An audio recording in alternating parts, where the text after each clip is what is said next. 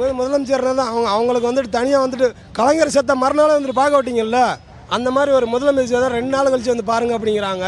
நான் மதுரையிலேருந்து வந்து மறுநாள் போயிட்டு வர முடியுமா?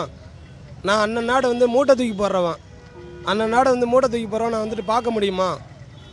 நீங்களே சொல்லுங்கள். ஒரு முதலமைச்சர் வந்துட்டு ஒரு திருச்செந்தூரில் தூத்துக்குடியில் வந்துட்டு வெள்ளம் வந்ததுக்கு வந்துட்டு ப்ரீ பஸ் விட்டீங்கல்ல, ஒரு எதிர்கட்சி தலைவர் ஒரு நாட்டு கலைஞர் வந்து இறந்துருக்காருன்னா நீங்கள் என்ன பண்ணியிருக்கணும்? ஒரு ப்ரீ பஸ் விட வேண்டியானு. நாங்கள் வந்து செலவு பண்ணிட்டு நாங்கள் போயிட்டு வர முடியுமா? நாங்கள் போயிட்டு வர முடியுங்களா? சொல்லுங்கள், நீங்களே சொல்லுங்கள். நான் கேட்குறேன், நீங்கள் குடும்ப அரசியல் பண்ணலைன்னு சொன்னீங்கல்ல, அப்புறம் எதை வச்சு உங்கள் பையன்கிட்ட வந்துட்டு விளையாட்டுத்துறை அமைச்சர் ஏன் கொடுத்தீங்க? அவருக்கு தெரியுமா அதனால் அரசியல் எப்படி என்ன பண்ணணும் அது தெரியுமா? அவர் மட்டும் போனீங்க, நீங்கள் மட்டும் போய் அங்கே வந்துட்டு யாரு கூட கூட்டணி வைக்கலான்னு அது மட்டும் கேட்டீங்கல்ல. நாங்கள் மக்கள் பிரதிநிதியாக வந்து கேட்குறோம், எங்களுக்கு என்ன பண்ணியிருக்கீங்க? நீங்கள் என்ன பண்ணியிருக்கீங்க? எல்லாத்துக்கும் வந்து மகளிருக்கு வந்து ஃப்ரீ பஸ் விட்டுட்டு வந்துட்டு இதெல்லாம் ஏமாற்றிக்கிட்டு இருக்கீங்க.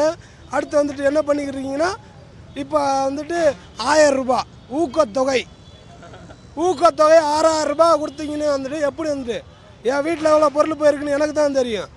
6000 ரூபா கொடுத்தா போதுமா? ஒரு இந்தாருங்க, உங்கள் அப்பா சிங்கப்பூரில் ஒரு மெடிசன் எடுக்கும்போதே வந்து அழுது வந்த ஒரே ஒரு மாண்புமிகு தலைவர்னா வந்துட்டு கேப்டன் விஜயகாந்த் மட்டும்தான் வந்திருக்காப்புல. நீங்கள் வந்துருக்கீங்க 10 மணிக்கு வந்து பார்த்துட்டு பார்க்கறதுக்கு எந்தெந்த ஊர்லேருந்து வந்துக்கிறாங்க, அவங்கள பார்க்கறதுக்கு ஒரு ஏற்பாடு பண்ணி கொடுங்க ஐயா. யாரும் அலர்ட் பண்ண மாட்டேனாங்க. பாவம் எவ்வளோ ஜனம் வந்து எந்தெந்த ஊரில் வந்து இங்கே ரோட்டில் பத்துக்குன்னு இது பண்ணுறாங்க. நைட்டில் தான் அவங்கள பார்க்க உள்ள, அவங்கள சமாதி பண்ணும்போது பார்க்க உள்ள. ஸ்டாலின் கலைஞர் ஐயா வந்து நீங்கள் இது பண்ண பிறகு மறுநாளே பார்க்க விட்டாங்க. அதனால இவங்க எவ்வளோ பேர் தவிச்சு நிற்கிறாங்க. அதனால வந்து அவங்கள கொஞ்சம் பார்க்கறதுக்கு ஒரு ஹெல்ப் பண்ணுங்க ஐயா. நீங்கள் கொஞ்சம் உதவி பண்ணி விடுங்க. எவ்வளோ நீங்கள் உதவி பண்ணிக்கிறீங்க, இந்த ஒரு உதவி பண்ணி விடுங்க ஐயா. அதுதான் என் கோரிக்கை, வேறு எதில் எனக்கு கோரிக்கை இல்லை. இங்கே இருக்கிற ஜனத்துக்கு எந்தெந்த ஊர்லேருந்தோ வந்துக்கிறாங்க, 3 நாளாக திரிஞ்சு நிற்கிறாங்க. சாப்பாடு தண்ணி இல்லாமல், ட்ரெஸ்ஸு துணி மணி எதுவும் இல்லாமல், அது கொஞ்சம் நீங்கள் பார்க்க விட்டிங்கன்னா ஒரு நல்லா இருக்கும் ஐயா. உங்களுக்கு அதான் என் கோரிக்கை. நன்றி ஐயா. நல்ல மனுஷன், நல்ல ஒரு மனிதன், எல்லாருக்கும் மக்கள் நல்லது செஞ்சார், எல்லாம் ஹெல்ப் பண்ணியிருந்தார் எல்லாருக்கும், எல்லாம் நல்லது தான் பண்ணார் அவர். பார்க்க முடியல எனக்கு. நான் சேலத்துலேருந்து வரேன், ஏற்காடு. நல்ல குணம், நல்ல மனுஷன், பொருள் காய்ச்சல் அந்த இதுலலாம் நல்ல சாப்பாடெல்லாம் போடுவார். அவர் என்ன சாப்பிட்றோம் அதை நம்ம சாப்பிட்ணும், அவர் என்ன சாப்பிட்றோம் அதை நம்ம சாப்பிட்ணும். நான் பார்க்கலான்னு வந்தேன். நான் இன்னும் 2 நாள் கழித்து வாங்கிக்கிறாங்க. நான் லீவு கேட்டேன், 2 நாள் தான் லீவு கேட்டேன். இப்போ வந்து ஊருக்கு போகும்போது கேப்டன் அவங்க மண்டபத்தில் பார்த்துட்டு போகலான்னு பார்த்தோம், முடியல. முதல்வர் ஐயா ஒரு உதவி பண்ணி எல்லோரும் கொஞ்சம் பார்க்க விடுங்க.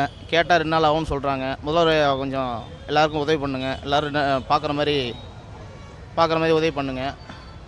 எல்லா மக்கள்லாம் ரொம்ப மதுரையிலேருந்து திருநெல்வேலியிலேருந்து வந்திருக்காங்க. நேற்று பார்க்க முடியாதவங்க இப்போ வந்து மண்டபத்தில் பார்க்கணுன்னு இருக்காங்க.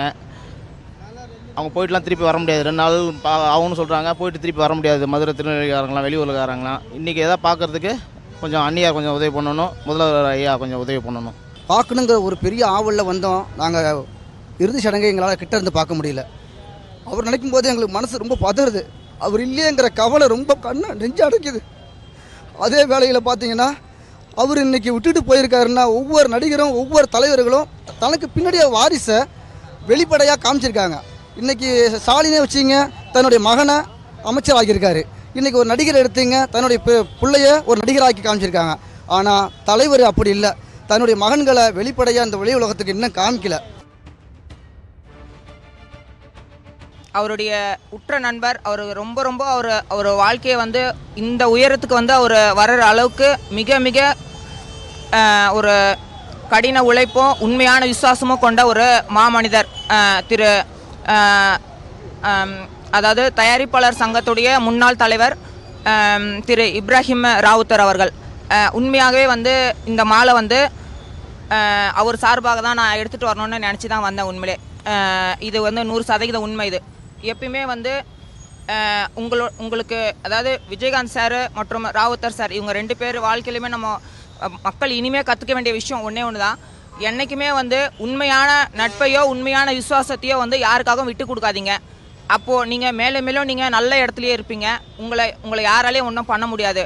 அப்படி உண்மையான நண்பர்கள் உண்மையான விசுவாசிகள் வந்து பிரிஞ்சிட்டாங்க அப்படின்னா வந்து துரோகம் செய்கிறவங்களுக்கு ரொம்ப அது ரொம்ப ரொம்ப அது அவங்களுக்கு ரொம்ப ஈஸியாக போயிடும்.